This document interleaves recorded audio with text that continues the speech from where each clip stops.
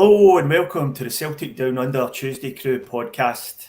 I'm your host for tonight, Stephen, and I'm delighted to be joined by a pair of true legends in every sense of the word, Gav and Willie. So I'll go to you first, Gav. Been a pretty dull week in Celtic land. What are we going to find to talk about tonight? Yeah, I mean, dull wouldn't be the word I would choose to describe it. The first three words on my notes are traumatized, disillusioned, and exhausted. So that tells you where I'm coming from. Yeah, that sums it up quite well, I think. And Willie, can you think of any topics to cover tonight? I was hoping to do a big spiel on Tom Boyd and him leaving Celtic TV and how disappointed I'm going to be in that. But I think there may be something else that may take precedent over that. Yeah, Tom Boyd has left Celtic TV. Too soon. Yeah, too soon. It is. Yeah, left too soon. Yeah, I think he was in the middle of a project, Tom, and I really do think he could have gave us another year, to be honest. I wish him all the best, though. Yeah, all the best, Tom. All right, so welcome everybody joining us live on the YouTube channel. Please don't forget to like and subscribe. If you're listening to the audio, please like and subscribe wherever you get your podcasts. And if you want to join the convo, you can reach us on the socials. We're on Instagram, Facebook, and Twitter. Handles on the top of the page or in the episode notes. Please feel free to join in with us tonight. We're looking for an interactive pod tonight with getting everyone's opinion, getting as many opinions on board as we can, as well as trying to give some of our own. So just moving on to the topics of the week, we'll just talk quickly about the events of the weekend. With Celtic won the Scottish Cup, beating Inverness Caley Thistle 3-1 in the Scottish Cup final. And an instantly forgettable match, I think it's fair to say, which sealed the treble. The club's 8th treble in its history and an actual new world record, not a pretendy one. So we're now the most successful club in the world, overtaking both versions of the Huns' combined trophy tally. And that's there for everyone to see, and you can't argue with that. So we won't really talk too much about the game because it was all covered in great depth by the Weekend Review, the Western Australia boys last night. The only thing I want to mention is Tomoki Iwata at centre-back. Never again, please, Celtic. So anything you guys want to say about the game and the post-match celebrations? Nothing to say about the game, really. It's pretty dull. I tried to enjoy it, didn't enjoy it. I was thinking about one thing and one thing only. It was a late kickoff. It was like midnight or so for me. But thankfully, my circadian rhythms had been so rudely interrupted a few days prior to that. I haven't been able to sleep very well, lying in bed thinking about all of this. So I didn't have to make a special effort to stay up late. I need to get back into going for my early morning walks at like 6:30, 7. But when you're lying in bed till 3:30, wide awake, staring at the ceiling, like last night, wondering what you're going to say tonight on this pod, it's hard to get up and the spring in your step. Anyway, as I say, I'm exhausted, so I'm likely to ramble a bit tonight. Post-match celebrations, listening to every word that the manager said, looking at the reactions of a couple of certain individuals in the crowd, all of that stuff. It just all fed into a pretty irritating and downbeat experience for me. I mean, we made it. We got the treble, fantastic, of course. And, I celebrated the league with great gusto. Couldn't really find myself to celebrate the cup final victory. I'm happy for those who could. It's in the history books now. It'll never be taken away. It's all wonderful, but not feeling terribly celebratory myself. How about you, Willie? Being a Highland man, I was looking forward to seeing a game between Celtic and Caley Thistle, and I was kind of hoping for a cricket score to be run up. But you're a bit quiet there, Willie. Sorry, I'm saying I was hoping it would be a cricket score that would be run up, but it looked a bit. It was pretty languid in the end. It was very, very tiresome to watch, and just the end of a long season. Tired players trying to do their best, but it wasn't a great spectacle. But the celebrations after we won the treble, it was good to see all the fans back at Parkhead celebrating. It was nice to put our name in the record books, standalone treble holders. But other than that, there's not much. There's a bigger talking point to talk about, and that sort of overshadowed everything more than anything else. Yeah, before we move on to that, I think it's worth talking about the record 8th treble the club has won, considering in the year 2000 when Martin O'Neill arrived at the club, we'd only won 2 previously, and we won 6 in the next 23 years. I think it's a very good point of history to note, and something that we shouldn't forget, something we definitely should be very proud of. So that it's something worth remembering. And in a few years' time, when all the dust settled, that's what will be noticed about this year: the fact we won a world record 8th treble, and as I said earlier, a real world record and not a made-up one. So worth talking about, Gav. Worth mentioning. Definitely worth mentioning. Something we should be very proud of. But a certain set of circumstances have to arise for us to be able to win everything like that. You tell someone who doesn't follow the Scottish League that Celtic have just won 5th treble in 7 years, what are they going to say? It's Mickey Mouse. It's a 2-horse race, and one of those horses is 2-legged. And it's difficult to argue with that. It's happening right now because of where Rangers are, where the rest of the Scottish League are, and because Celtic have been very good and have had good managers playing good football. All of those things combined. Willie, how do you feel about it? 8 domestic trebles. Winning a treble isn't easy. You can't. I mean, you have to beat everything that's in front of you, and you can only beat what's in front of you. And we've done it. And we've done it. What is it? 4 or 5 times in the last 7 seasons. So it just goes to show the absolute dominance we hold over Scottish football right now, and that is testament to the club and the players. It's a record. They can't take that away from us, and it's a well-deserved one at that. Yeah, you can caveat it with whatever you like. It is an excellent record. It's not easy to win leagues. It's not easy to maintain that level of consistency, and to win the cup competitions too. When one mistake, one bad performance, and you're out. I think that is a great achievement. So we have that, and we won't. Nobody can take that away from us. So moving on to events which completely overshadowed the game and the post-match celebrations was the news which continued to gain traction over the days after the cup final, which was more or less confirmed that Ange Postecoglou would be taking over the manager's job at Spurs, accepting an offer from Daniel Levy, the Spurs CEO. So, there's no getting away from it. It's provoked some pretty emotional reactions among the Celtic support. Anyone who's been on Celtic social media the past few days will testify to that. And I just want to grab you guys' general thoughts to start with. Are you bitter at the fact Ange has left the club, or is it goodbye and all the best? Go you first, Willie.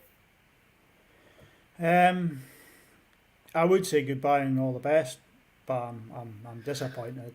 I was really hoping he would stay for another season at least to see out the project that he's set up, but he's obviously his head's been turned and he's away, and it's something I think we're just going to have to get used to while we stay in Scottish football.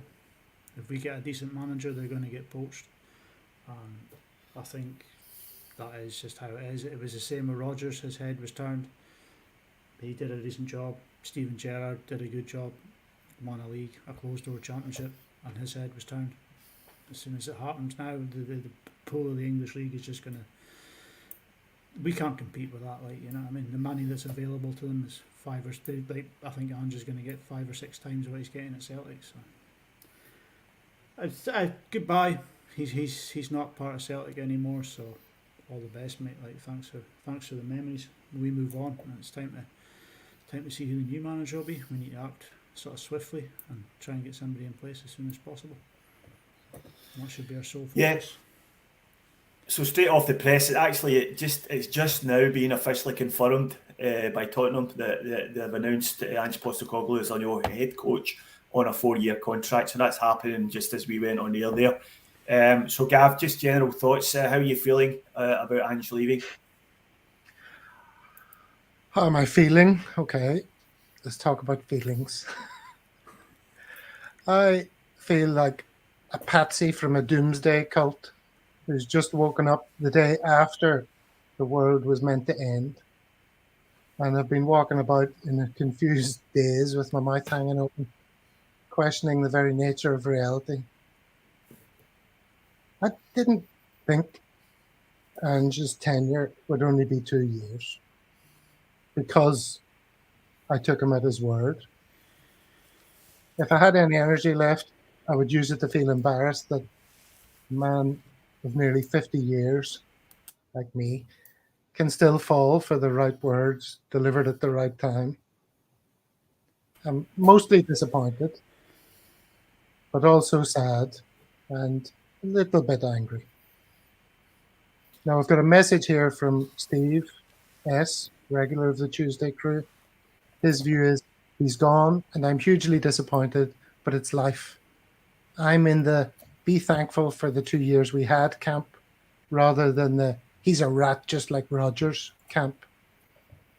So that's Steve's point of view. I would say, well, there's not only 2 distinct camps like that. You don't have to be in one of those camps or the other. It's a complex soup of emotions. So I think, but my best way to answer that, Steve, is if we played a little fun game, maybe introduced a bit of levity. I'm going to read out some questions and you tell me whether my answer is yes or no to the following questions. Would you like to play that game? Yeah, let's do that. Okay, you can play along at home too. Do I think Ange is a great manager? Yes. Yes. Yes. Am I glad he came to Celtic? Yes. Yeah. Yes. Did he do an excellent job domestically for us in the 2 years he was with us? Yeah. Yes. Yes. Does 5 domestic trophies out of 6 in 2 years exceed expectations? Yes. Yeah. You getting annoyed with this yet? Did Celtic progress in Europe under Ange? No. Maybe. No. Not. Do I understand why he's an Aussie hero? Yes. Yes. Am I disappointed with him leaving after 2 years? Yes. Yes. Am I disappointed in him leaving after 2 years? Yes. Does he leave us in a much better place than he found us? Yes. Absolutely, yeah. Did he do what he said he was going to do? No. No. Do I feel he deliberately misled Celtic fans for his own purposes? That's a controversial one, Gav. Yes. I'm going to have to let you answer that in your own. The answer is yes. Would I consider him as a future Celtic manager if he's looking for a job 2 years from now? No. Yes. Yes, I would. Yep. So that's pretty nuanced. There's a whole mixture of responses there, emotional, intelligent, or, I wouldn't go so far as to say intelligent, Gav, but Well, we'll try I can't best. I can't string my words together because through lack of sleep. But it's very complicated. So it's not a simple answer.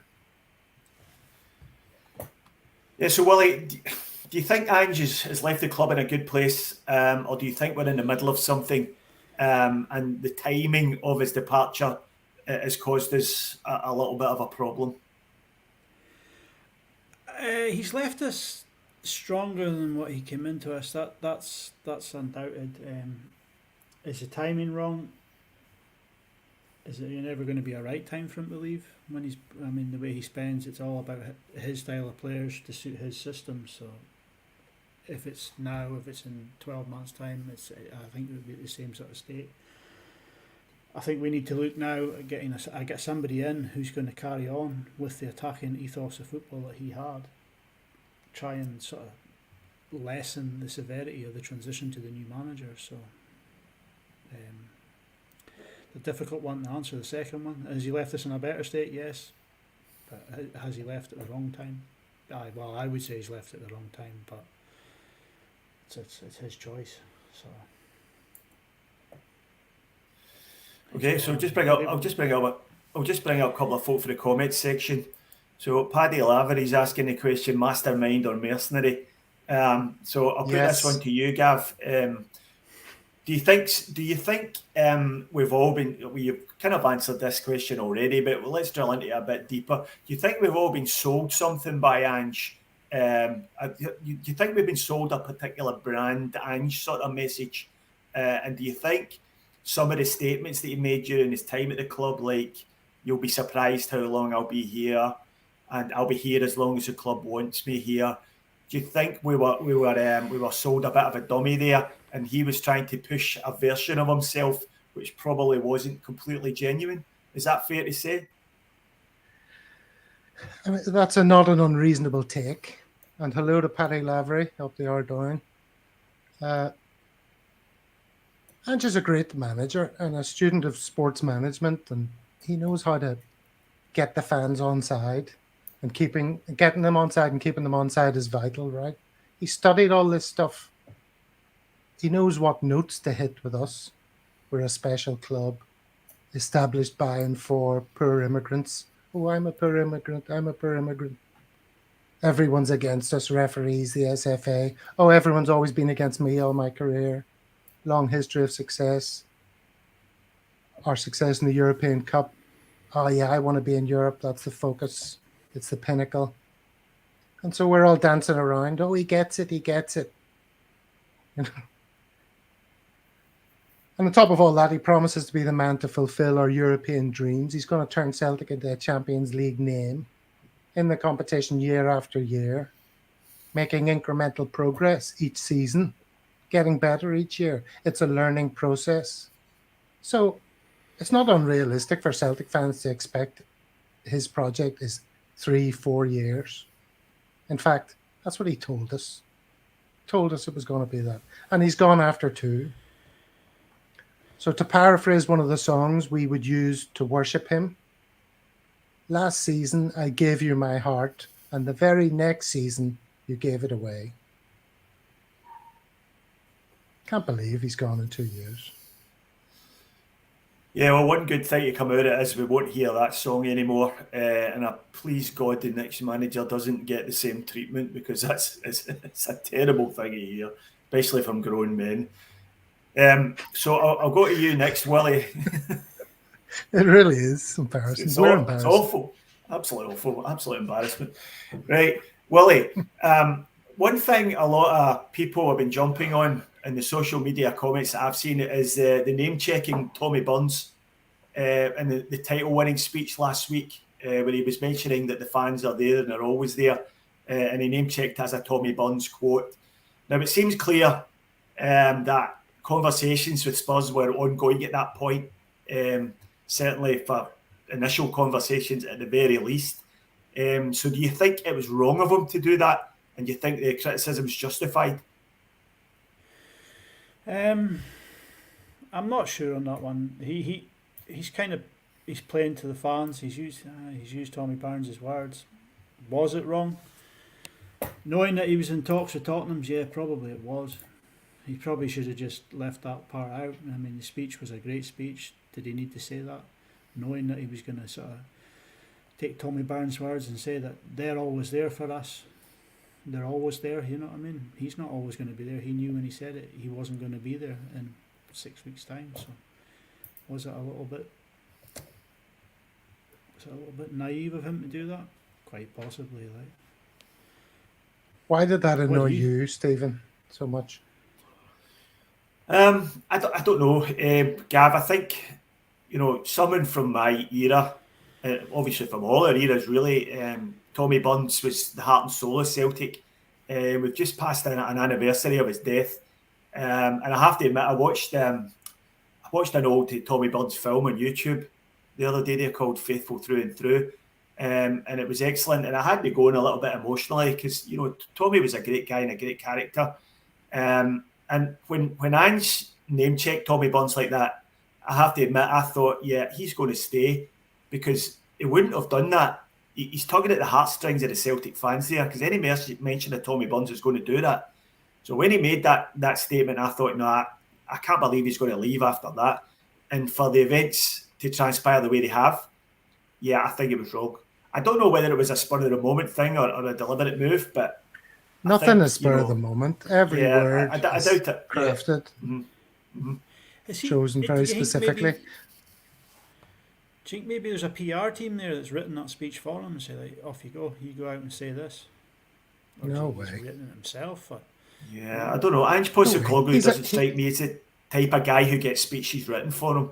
Definitely not. He's a fantastic communicator, master communicator. He's a great orator, like. Yeah. And listen, this is all in the context of, you know, we all understand why he took the job. You know, all that stuff about manager goes to richer league for more pay, better players. Of course we get that. And I don't have a problem with that at all. It's just the disillusionment of being all in on the Ange bus for 4 years, Champions League progress and all that. For him to stop the bus, the driver to stop the bus and jump out halfway along, it's just a bit jarring, you know, obviously. But yeah, I had another couple of words to say about his communication.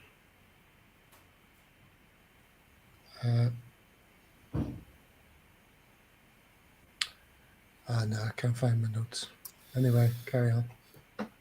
Yeah, so look, my opinion is there has been a lot of emotional reactions triggered by the Ange news leaving for Spurs. And I think that in a lot of ways is tied into the fact that Ange sold us a vision of himself as a man with a certain type of morals and a certain approach to both life and football, which a lot of people bought into. Now, things that have happened since have led people to question, as we're all doing at the moment, whether it was all just a load of made up stuff, and you know, all the chest thumping, all the badge kissing, and all the geeing up the fans and all that. It comes across now to me anyway as a little bit hollow and a little bit inauthentic. But you know, everybody reacts to news like this differently. Some Celtic fans are saying, "Oh no, he gave us great years. Let's wish him well and hope he's a success." He did give us great years. Yeah, and good on him for that. But and this might be speaking to my character, but I just can't do that. I can't at this point in time say all the best Ange, because I do think we've been manipulated to a certain extent.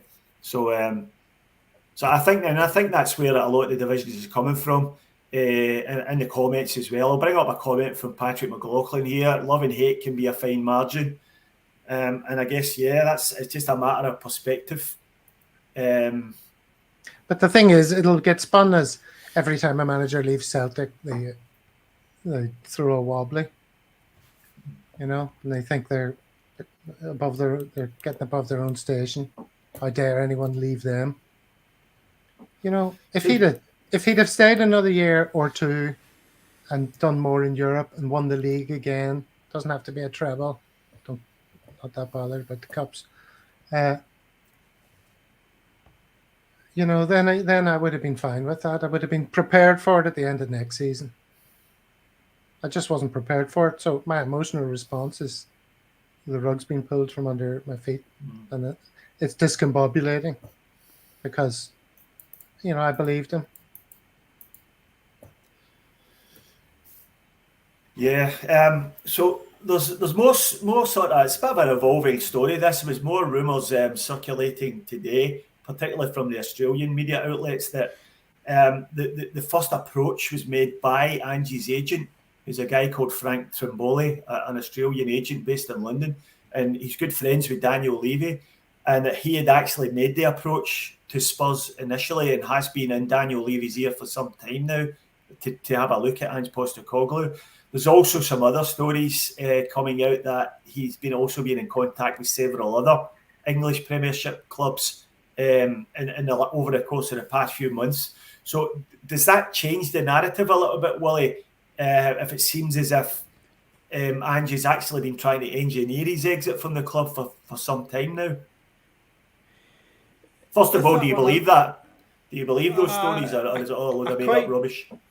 I quite believe that his agents would be lobbying for him down in England as it goes. These Crystal Palace rumours, the rumours of Leicester and Leeds and all that. I dare say his agent would have been throwing his name in the hat to see what sort of things could be on offer there. But he might just turn around and say, no, I'm going to stay with Celtic till the end of the season unless something big comes in.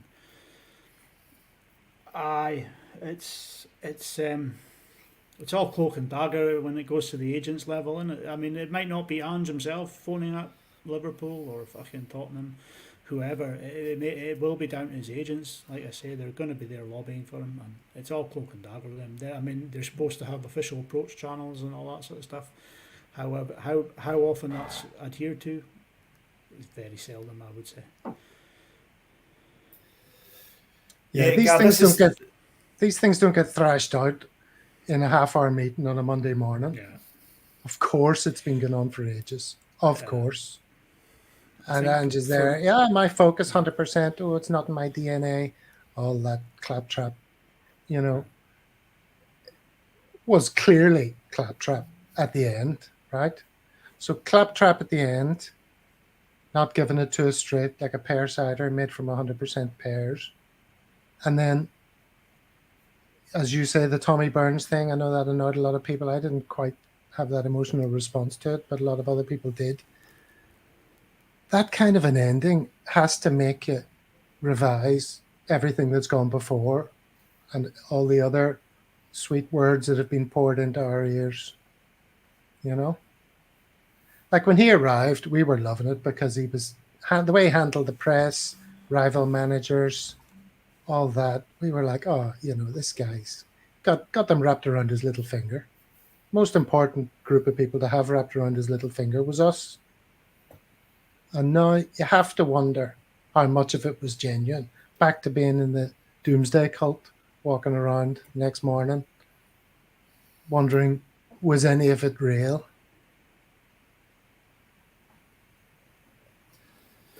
I think I think you're right.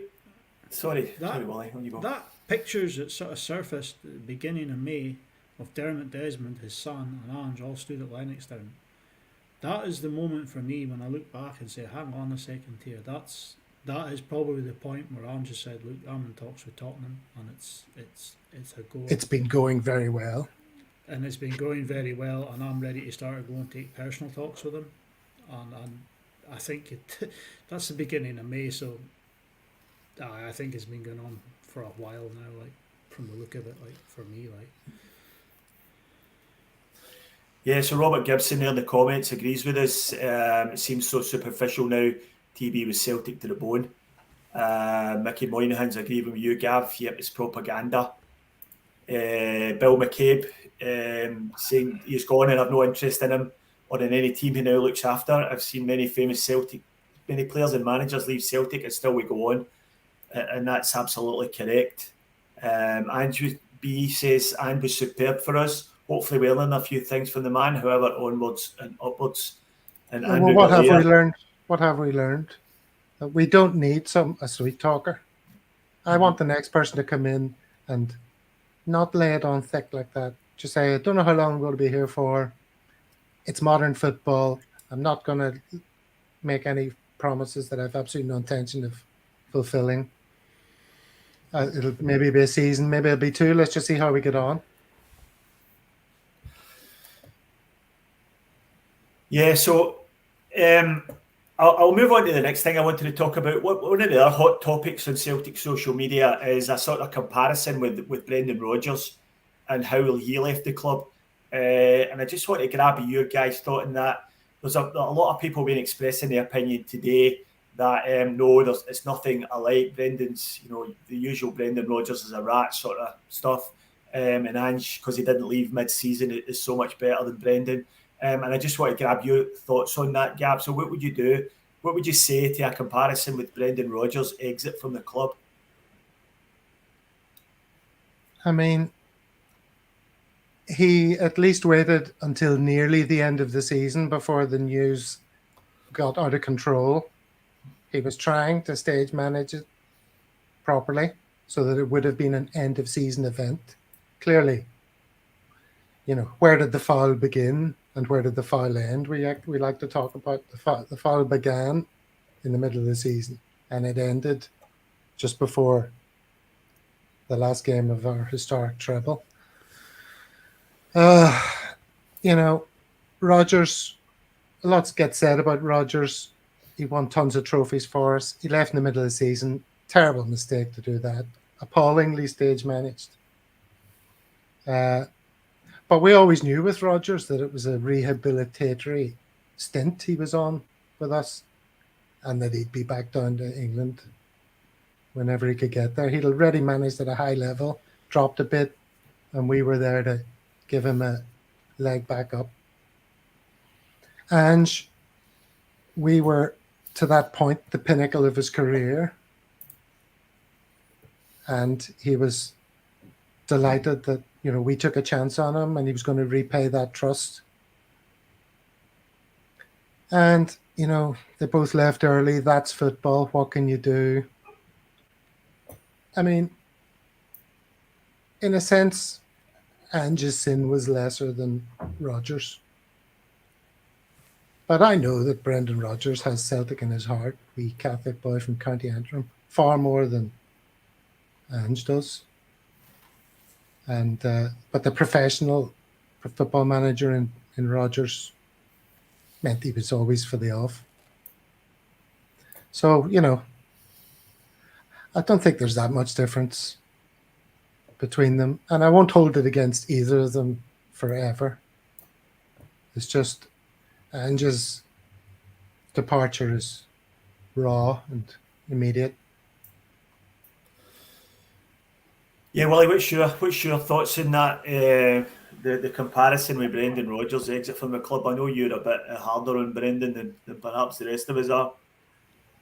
Nah, the Brendan Rodgers one was a sore one to take for me. I think there's the indications he would stay for 10 in a row, and it was all everything was rosy in the garden at the time, and he left. I think it was probably the first manager I remember actually walking out in Celtic to go to something bigger, and it hurt. And it hurt, I'm not going to lie, I mean, I was really, really disappointed, and it hurt a lot. And I think that's probably why I'm more sort of accepting this time round, once bitten, twice shy sort of thing. It's just like, okay. Ange is away, he's waited till the end of the season, but it's pretty clear we've been spun the same stories and we've fallen for the same tricks. It's just that Ange seems to have waited till the end of the season, and he's tried, as Gav says, he's tried to stage manage it, and it's Ange is probably lesser of the two, but I think the Brendan one was a learning lesson there for me. And you got to get your heart broken once at least in your life, and then you can grow from there. I'll put this question to you, Willie. If Spurs had came calling for Ange in February, do you think he would have went? Or do you think he would have knocked him back? I don't know what the point is in speculating on that. I think he would have knocked him back. I think Spurs could possibly have come in from in February and says, well, when did Conte leave? They might have come in at the end of Conte's tenure and said, look, are you interested? And he said, no, I'm going to wait till the end of the season. But that's another one that hurt me with Rodgers, is that Leicester were actually quite prepared to wait until the new season for him to go, and he decided he was going to go anyway. So. Yeah, not according to Brendan Rodgers, who's been quoted at the time as saying it was a one-time only offer from Leicester. So the reason I bring it up is because that's quoted most often as the difference between the two, is one left mid-season, one left at the end of the season. But for me, the only difference in that is one was offered at mid-season and one wasn't. So for me, there's very little difference. With Rodgers, there was the rumblings at the start of the season too that he was off to China. He'd been offered a big money move to China, and he was in the training ground trying to top up Dembele to go with him, and that's why him and Dembele fell out. And that's why the board didn't back him in the final season with any cash. The Edward money was paid up front because he was on loan from Christmas. The money was paid, and then there was no more signings made available to him. It was all Bosmans and loan deals, like people like Ollie Burke and such. Because he was instigating and he was working his ticket to try and get out of there, like, so I don't know. Yeah, we might talk a little bit more about Brendan later on. Now, the next thing is, and I don't want to spend too much time in that because, you know, who really cares? Do you think Ange will be a success at Spurs, given all the challenges he's got down there? Gav, we'll go to you first with that one. Well, I've sort of prepared a bit on Ange at Spurs, which doesn't directly answer your question. Is it all right if I launch into that? Yeah, what ramble on, Gav. That's what we're here for. Well, this is therapy. Okay, here we go then. Strap in. I just know that it's only a matter of time before we see the Ange playbook in effect at Tottenham, you know, and that's going to annoy me. And in fact, I've been on some of the Spurs, YouTube channels, kind of telling them what to expect, you know, because we are going to soon see him walking about White Hart Lane, and he'll be celebrating a victory, and he'll be walking about, he'll be giving it that, won't he, on their cockerel, that motif. He'll be slapping the cock, he'll be pumping his fist, pumping his fist and baring his teeth and slapping pumping the his cock, cock, pumping his fist, pumping and his grimacing and coming over more lily white than the most ardent Spurs fans themselves. Right, they'll be laughing it up. They'll be laughing it up. Bring it in, Gav. Come on, that's enough. Because he pushes their buttons masterfully. They'll love it. They will love all that. We loved it. They will love it. So Spurs fans, this is what Ange will say to you in the in the first news conferences. He's going to say that it's a great historical club, and for them to appoint little old Ange is an honour for him and his family. He has a family, you know, 2 small boys. Daddy Ange is here. He'll go heavy on the footballing heritage, known all over the world as the home of entertaining, attacking football. He likes that too. What a great fit. But get this, he doesn't play this way just out of a sense of noble football purity. He plays this way because it brings success. He's done it everywhere he's gone so far. It's a great club, and you great fans have not enjoyed the success you totally deserve. So he plans to give it to you. He'll talk about watching Spurs as a kid. 1 point for each of these name checks. Blanchflower and Greaves, Ardiles and Ricky Villa, Hoddle and Waddle. He maybe bought the single diamond lights. Cue lots of camaraderie building laughter. Gaza and Lineker, and of course Kane and Song. Now, he might mention 1 or 2 famous moments, like, you know, maybe watching the TV with his dad and seeing Ricky Villa's mazy run in 1981, or Gaz's long-range free kick in 1991, because he's always admired Spurs, you know, Ange, always, ever since he was a lad. In response to Spurs being labelled a basket case club, he's going to say, oh yes, I've heard that narrative, but I don't see it that way. And then he'll go on about them being a well-run club, just needs that bit of success, get everyone pulling together. In response to other managers not wanting to come to Spurs, he'll say, I've heard that narrative, but I don't see it that way. And then he'll say some words about it's an amazing job, the pinnacle of world football. Every manager in the world would cut their arms off to be there. He might roll out the lucky man stuff. He might say, oh, my previous rival manager said I was a lucky man. And I tell you, anyone who gets the Tottenham job is a very lucky man, as I sit here today. And in response to people saying Spurs fans are a bunch of entitled, delusional idiots, he will say, yes, I've heard that narrative, but mate, I don't see it that way. Spurs fans have every right to expect success. Great club, storied history, world's best stadium, passionate fans who just want the best for their club. And he wants that too. He doesn't want apathetic fans. He wants them to be demanding success because he too demands success. He's just like you. Is that it? That'll do. That's good. So yeah, B, you've missed something out. B is telling you here Spurs is the only team he's ever wanted to manage. So I'm sure that'll be coming as well, for sure. See, So he might Willie, not say that, but he will say all of that stuff that I said, or yeah, some flavour of it. Some version of it will be trotted out for sure. So just quickly, Willie, I don't expect you to do another press conference there, but do you think Ange has got it in him to overcome all the challenges, like the fact that they're a shambles of a club, like the fact the fans all hate him already, like the fact that Daniel Levy is an idiot, the fact that Kane is probably going to be sold and he's the best player who scores all their goals, and the fact that there's no Champions League this year or any form of Europe for Tottenham? Do you think he's got it in him to overcome all those challenges and make a success down there? I don't know what is success to Tottenham. I mean, they haven't won a trophy for 15 seasons. So, what is success to a team like Tottenham? Is it getting to the Champions League? I think he's got the savvy about him to get Tottenham challenging for the top 6 places. But what is success for them? I mean, the short answer is no. I don't think he will. I think it may be the basket case will overcome. I think I don't know. I just have a funny feeling it might not work out too well for him. I don't know.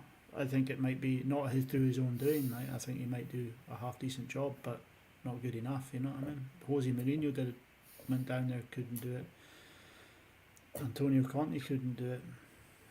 Mario Pochettino got them to the Champions League final and got sacked the season after that. Right? So, what are they looking for? So the Levy seems to shift the goalposts and what his ideology of what success for Tottenham should be. So, what sort of remit is Ange working to right now?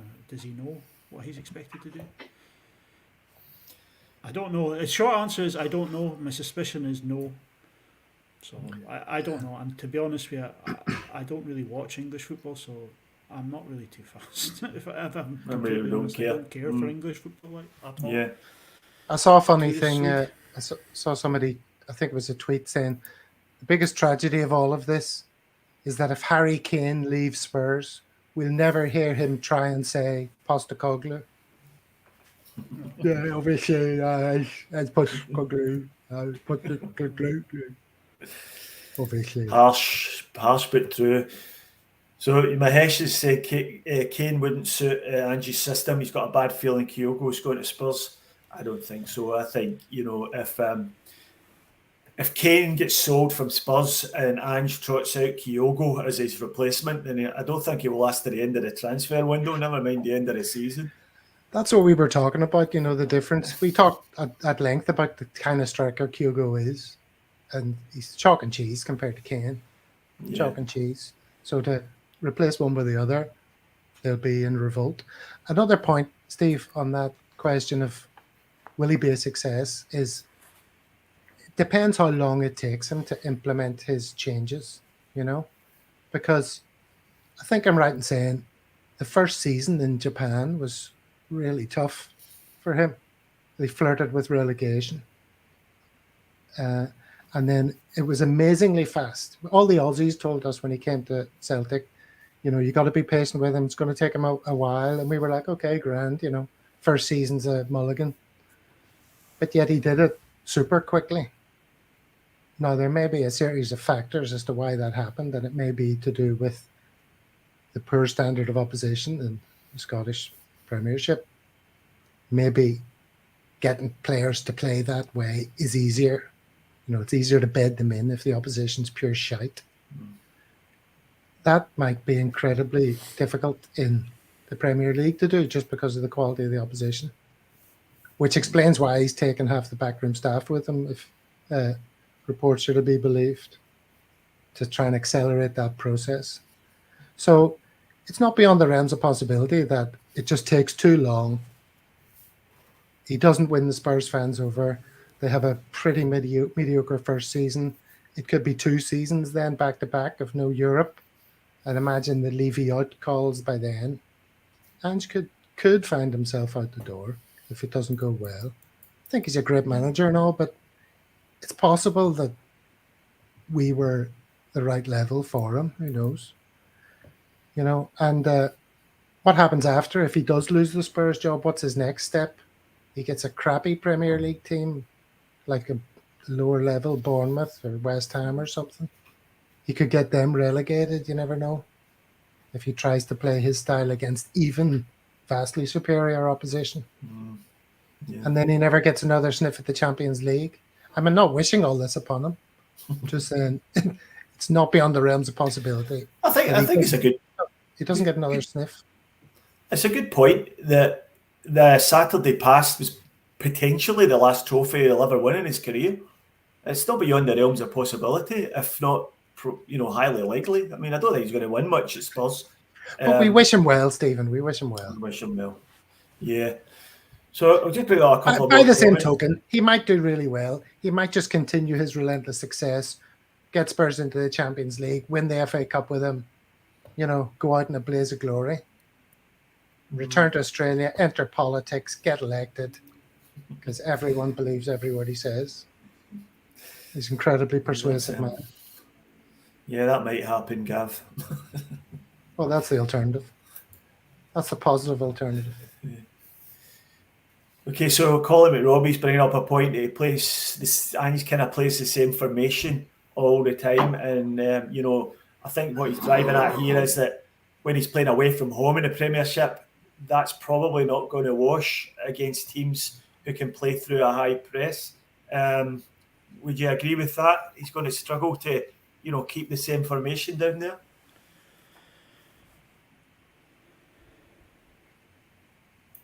Willie? I don't know how the high. We've seen with like some of the managers down there who go for the extremely high presses. It can be very, very successful, and then they can go out and get absolutely hammered the next week with it. So it's like I say, it could work for him. I think he has enough about him to get him challenging for European places. But does he have the sort of players that will play in that, or are the opposition going to be strong enough to counter-attack him and pick holes in the formations? Because in Scotland, it's never really been sort of challenged, does it? It's always been the ultra-low block we've faced. 11 men behind the ball, and nobody's ever really sort of had a go at us, other than sort of Rangers who've tried and failed, basically. So we've picked holes in Rangers when they've tried to come at us. So I don't know. It's difficult to say. You know what I mean? As somebody who doesn't really watch English football, I couldn't really give a shit, to be honest. I don't know. Okay. No, I'm not going to be watching Spurs. No. No chance. Nah, me neither. The worst thing about it is living in Australia, we're just being bombarded with a wank fest of tweets about how great this is for Australian football, which isn't helping my mood, I have to say. I mean, fair enough for Australia, celebrating Ange. He's a trailblazer. He's possibly the greatest sporting coach that's ever been produced from Australia. And he's now in the Premier League, which is the top tier. Fair play to them for celebrating, and so they should. Sorry for you to say you don't live here, so I'm saying. All right, so Ange's gone, parcelled up, put him in a box somewhere. Next question, what do we do next? What's next for Celtic? So we're just going to look at some potential new managers, and what obviously it's very early days here, and who knows what's going to happen. But we'll just run through a couple of possible names. So I'll just read out what the odds are at the moment, and this was true about an hour before we just went online. So Brendan Rodgers is still the favourite at 74. Enzo Maresca, the Man City assistant manager, second favourite at 2-1. So Jettel Knutsen, is that right? The Bodo Glimt manager, coming in at 6-1. David Moyes, 6-1. Knutsen is. David yesterday. Yeah, so he's come in. David Moyes is in at 7-1. Graham Potter, 8-1. John Kennedy, 10-1. And Jesse Marsh at 12-1. And after that, you're just getting into the sort of outsiders. So obviously the sort of favourite there is Brendan Rodgers. So I'll ask you both of you, would you take Brendan Rodgers back as a manager? No. Yeah, I mean, I'll take anyone who's going to win the league for the next couple of years and maybe get a couple of results in Europe. Because, my heart is now sufficiently stone-like that I'm not going to listen to anything else. It's just what happens on the pitch. And would Rodgers come back? Is he a good enough manager to come back and do that? Absolutely, no question.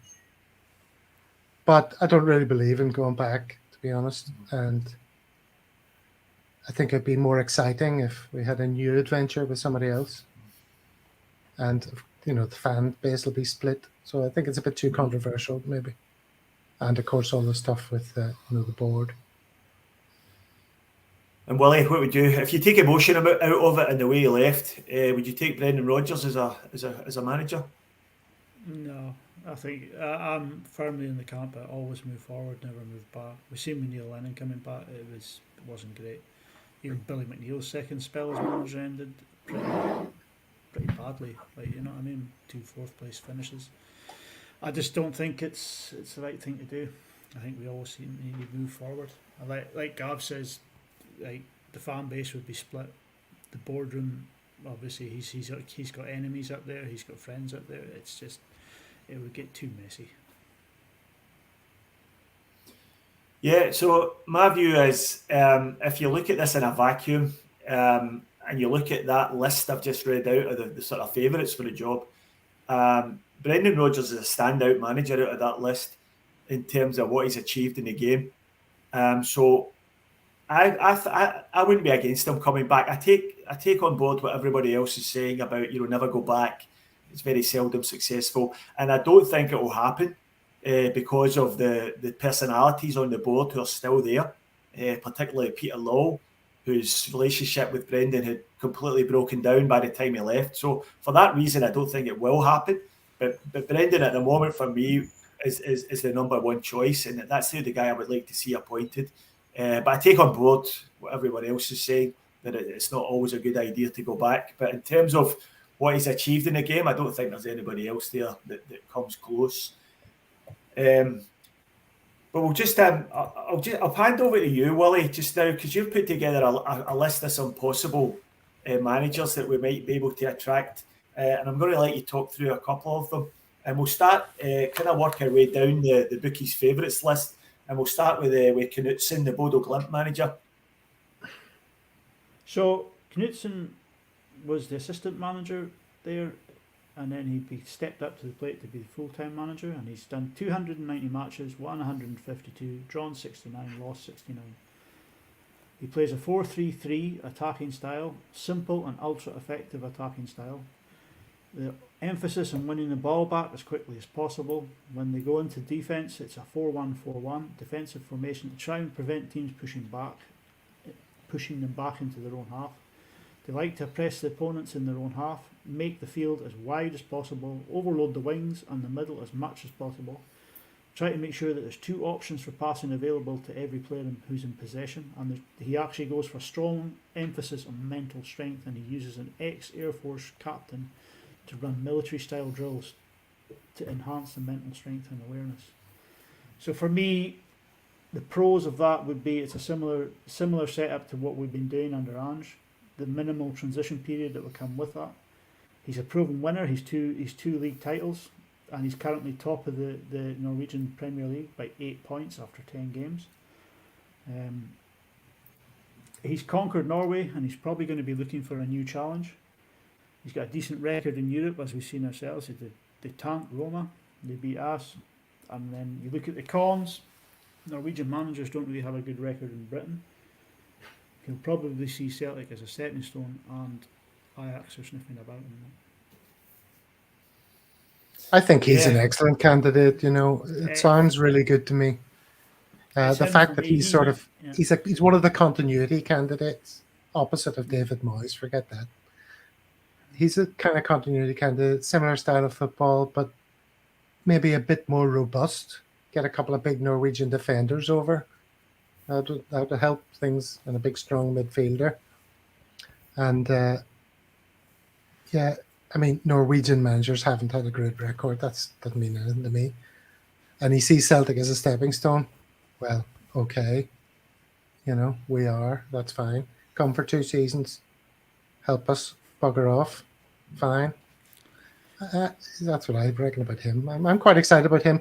The thing that a lot of people talk about is how what a great job we have to offer.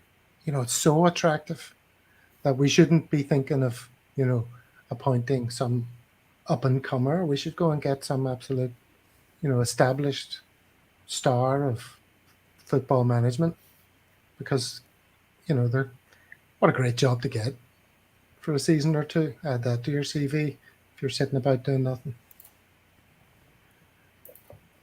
Anyway, I like that.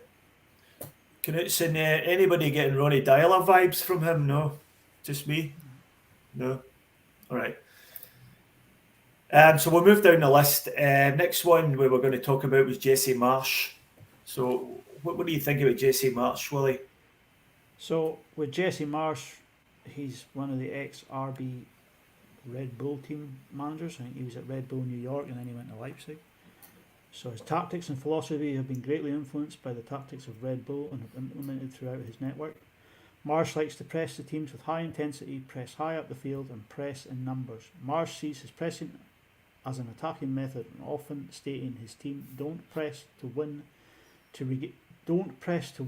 and regain possession, they press to score goals.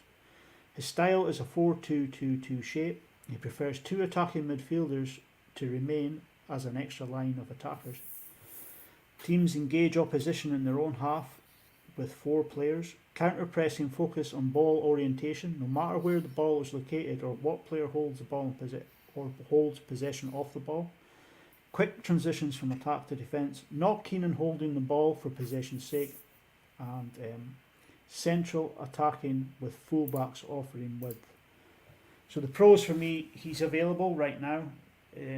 It's a front foot style football. He has, Leeds aside, he has a decent enough record. He will have a reasonable knowledge of the Red Bull database of up and coming players. He'll have a knowledge of the American market. And the cons, he plays a narrow central system, and we seem to have an abundance of wide players. Narrow in defence, allowing attack on the wings. He's quite happy to sacrifice the wings, actually, and I think that's one of the Hans' main tactic is to try and get the ball out wide and get crosses in. So might be sort of counterintuitive and adaptable in his approach. So he's pretty rigid with the way he plays the game. Those are quite a few cons there, aren't they? Yeah, I don't know.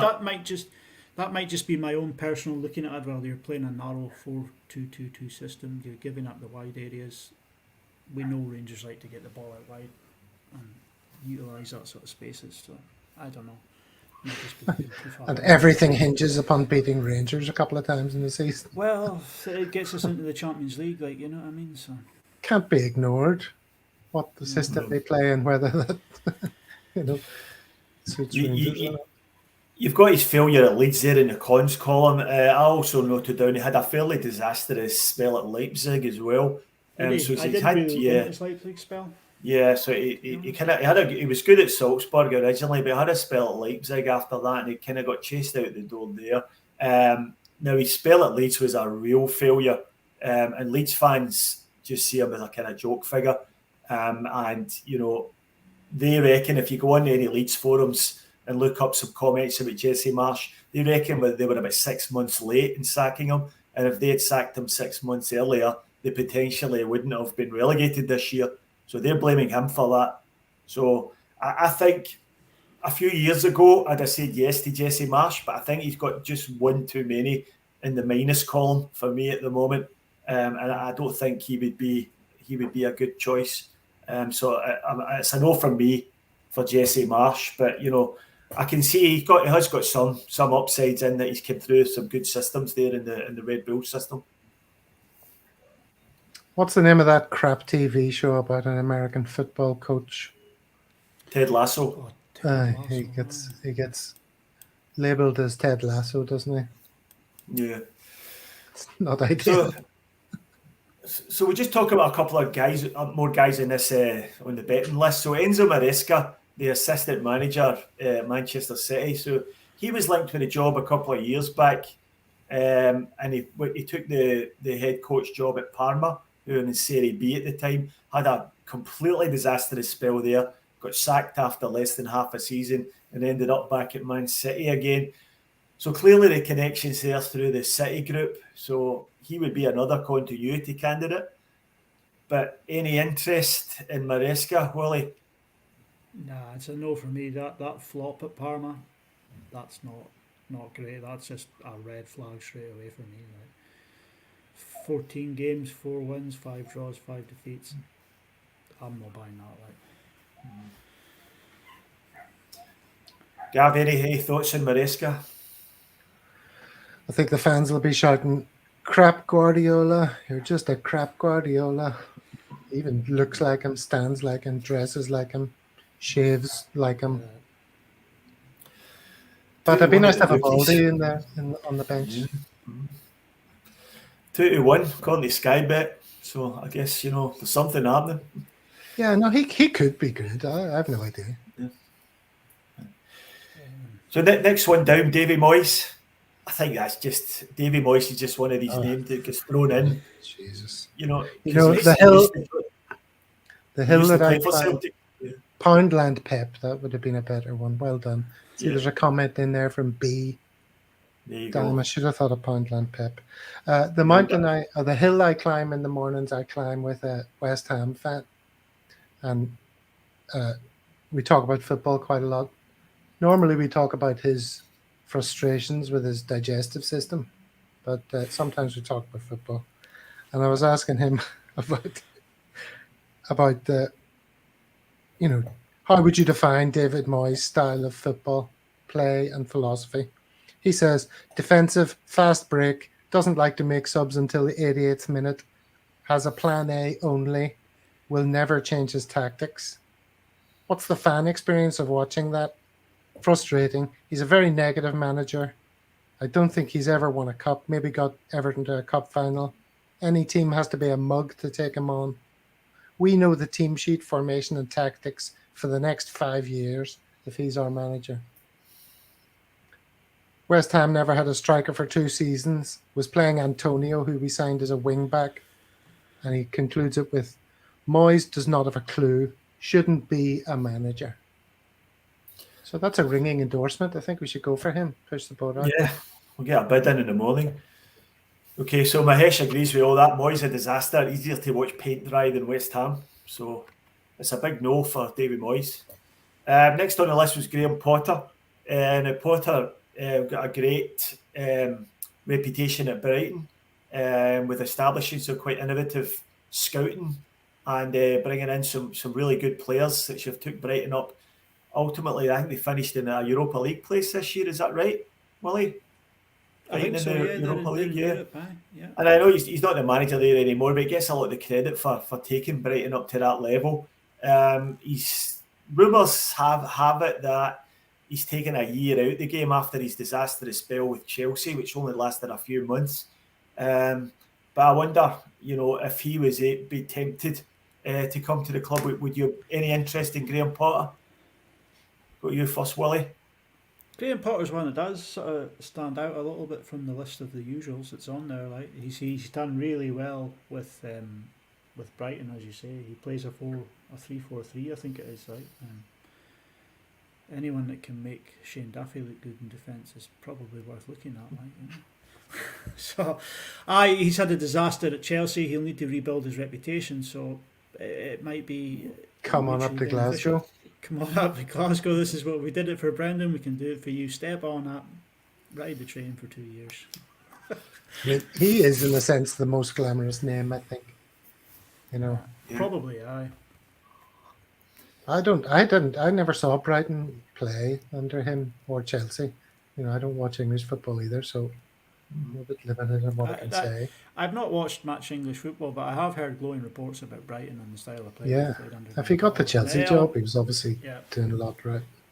Yeah, and you're right what you say about Shane Duffy, Willie. For a big no-nonsense defender, there was an awful lot of nonsense. And then he goes back down to Brighton and he starts playing well under Potter. So. Yeah. Yeah, so next one on the list is our very own John Kennedy. Now, John Kennedy will forever be linked with the manager's job at Celtic until he finally goes somewhere else. And to be honest with you, I hope Ange does take him to Spurs, because it will just put this to bed once and for all. Now, I'm sure he's a really good coach, John Kennedy, and he's been there through several different managers, so clearly he has some talent on the coaching field. But he'd be forever tainted from the time he took over as an interim from Neil Lennon during the COVID season, and actually made the team worse, if that was possible. So I don't think John Kennedy will ever be a realistic option for Celtic. Do you agree with that, Gav? I think it's a bit tough to judge him on that, really. But apparently he's outstanding. I saw the Daily Ranger is reporting that he's said no to going with Ange to Spurs. That's probably just because... Oh, and, he wants the Celtic job. It's probably just to wind us all up, Well, that's having the desired effect. Yeah, I don't know about that. I mean, appointing from within, it doesn't seem like the right time to appoint from within to me. And I don't know if he's the man to do it. What I'd love to see happening is I'd like to hear that our very own captain has started taking his coaching badges and learning the trade while he's still a player. Because, he could be that thing that we long for. The Celtic manager who's a real Celtic man and isn't away at the drop of a fucking hat. Someday. I mean, he's not even 30 yet. I'm not wanting him out the door, but he looks every inch a manager already to me. Yeah, that's one thing that's going to help any new manager, is the fact that McGregor's still there, and he's going to be there next season, and that will help any transition. So next down on the list was Jesse Marsh, who we've already spoke about. And now, well, you had a couple of other names. I may actually just briefly run through. We're running out of time a little bit, so just a brief summary. So we have Ralph Hasenhüttl, very similar sort of style to what Jesse Marsh plays, another Red Bull guy, 4-2-2-2, although in defence he'll play 4-4-2 for one of the longer spells without the ball. They build from the back, they're sort of more patient with a narrower approach, still high pressing. He's available, highline football, Celtic's natural positioning in the most games. The cons for him is the narrow shape, like I sort of went through before, and he plays vertical balls. He'll play vertical build-up play, which I'm not sure would suit the ultra-low block that Scottish teams prefer to sort of pack out the box. It might not work too well with that. And another name that's a sort of left field one is Carlos Corberan. He's currently manager of West Brom. Kind of caught my eye when Tom Rogic scored a couple of goals from him. I was watching some of their play, and it's quite similar to what we have already. He plays either a 3-4-3 or a 4-3-3. It's all ball possession plays, high defensive line with aggressive attack, high rotations, interchangeability of positions. Fullbacks given licence to operate in high positions, use of transition from attack to form attacking shapes, patient build-up and strike when the opportunity arises. Like I say, relatively unknown quantity and no real European experience would be the cons for him. The other names would be the usual, but I didn't realise this, Mark. I had Bielsa on the list, but he's just taken the Uruguay job. A guy, Julian Stefan, he's Strasbourg manager. We sort of come up against him when we played Rennes in the Europa League a couple of seasons ago. Graham Potter, David Wagner, and Stephen McCutcheon and Gav from the Tuesday Crew. It's a disgusting suggestion. That completes my list. Why am I the assistant? He should be he should be putting the cones out for me. Otherwise known as the dream team. You could Stevie Smith as data analysis team. You know what I mean? There we go. Yeah, he would be good at that. Yeah, we need to get Mahesh on for that. In fact, yeah. I really think that would work. So just one last point. Obviously, we can't go on changing managers every 2 years. It's not conducive to building a club. Apparently, it's 2023. That's what we have to accept. That's what everyone's telling me. We can't do it because you're tearing up a blueprint and starting again every 2 years with a new manager. Is there anything we can do to stop this happening? And should we be moving away from 1 year rolling contracts like most of our new managers get? Yes. So what do you think, Willie? I don't know. See, the rolling contract works sort of both ways. If we get a dad manager, then we've only got 12 months contract to pay for him. If we go and get a manager and give him a decent deal and give him a 4-year deal, it's a big payout to give a guy when it sort of goes wrong. I think for me, what we need to do is look at a director of football. So if we're going to be getting successful managers and having to turn them over every 2 years, we need to have a director of football in place who's going to be there to help that continuity, to turn around and say, look, you're going to be moving on in 6 months. You've told us that. We have the next guy already lined up to come in and do that. And I think that's the one thing that was missing there from when Ange has left, is a director of football there to try and help that continuity, to keep it flowing, to make sure whoever the new manager is, he's going to have a similar ethos to the one, so transition times will be limited. They will be lessened rather than extended, of trying to learn a whole new system of football. Yeah. Martin O'Neill, director of football. Anyone? Could do a lot worse. Mm-hmm. It's been sort of prominent around the club recently. Mm-hmm. Yeah. No, not Joe Brown. Let's not go there. Do you have any comments about how we can keep managers longer than 2 years? Well, what Willie says makes a lot of sense. I don't know if anyone could hear it, but creating that system that allows managers to come in and do a sort of a more restricted, streamlined job that isn't so all-encompassing makes a lot of sense. And as I say, send Callum McGregor to night school. That's our best chance. Yeah, good investment, I reckon. So yeah, I think that's probably everything for tonight. That's been a decent therapy session, and I hope everyone who joined us live got the same amount out of it. Don't forget to tune in to tomorrow night's Wednesday's Pot Noodle, who are going to be running through a lot more comprehensive list of players who might be leaving the club over the summer, and players we might be looking to recruit. So I'll just grab a final thought from you guys before we go. First yourself, Gav. Well, I hope this does turn out to have been good therapy, because I need to draw a line under it and move on with my life. I hope I get some sleep tonight at an early hour, and I'm up sweating and wearing my hiking boots in the morning, and then go about filling my head with other thoughts, because as they say in Australia, I've had a gutful of the whole thing. So it's time to focus on the future. I know people have been saying that from the first minute the news dropped, but it's taken me a while to process all this crap. But yeah, it's time to move onwards and upwards. Celtic, let's go. And Willie, any inspirational thoughts for us to finish tonight? No, the biggest shock for the whole weekend for me was Tom Boyd hanging up his mic, and he'll no longer be doing commentary on Celtic TV. So all the best, Tom. Going to miss that partisan commentary. Nice bookend. Being replaced by Peter Grant, no less, yeah. I hear. Apparently he worked with Matt O'Reilly, Yeah, he did. That's right. And Jens. Mm-hmm. Yeah.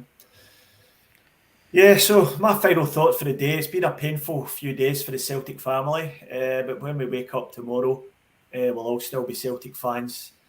Managers come, players come, managers go and players go, but the club remains. And dry your eyes, Gav. When you reach my age, we've seen guys like Henrik Larsson leave, we've seen guys like Martin O'Neill leave, and the club survived and flourished. And I'm absolutely positive the club will flourish again. So with that, all that remains for me to say is God bless Celtic, God bless Tommy Burns, and hail, hail. Hail, hail. Hail, hail.